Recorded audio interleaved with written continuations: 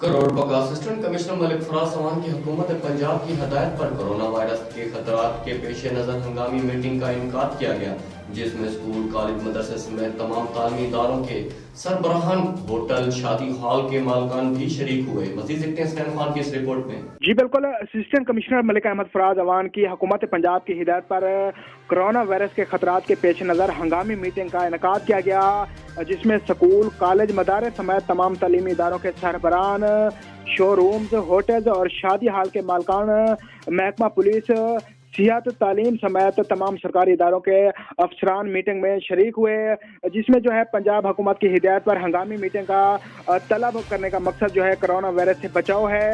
پنجاب حکومت کے احکامات پر سختی سے عمل درآمد کرایا جائے گا۔ 3 ہفتے تک دینی مدارس سمیت تمام تعلیمی ادارے بند رہیں گے۔ کسی بھی اجتماعی سرگرمی پر مکمل پابندی ہے۔ عوام الناس کو بھی ذمہ داری کا مظاہرہ کرتے ہوئے حکومت پاکستان کا ساتھ دینا چاہیے۔ تمام شعبہ زندگی سے تعلق رکھنے والے افراد کو کرونا معاملے کو سنجیدگی سے لینا چاہیے۔ پنجاب حکومت کے احکامات کی خلاف ورزی کرنے کی ہرگز اجازت نہیں ہے۔ جو بھی خلاف ورزی میں پایا گیا اس کے خلاف قانونی کارروائی عمل میں لائی جائے گی۔ جی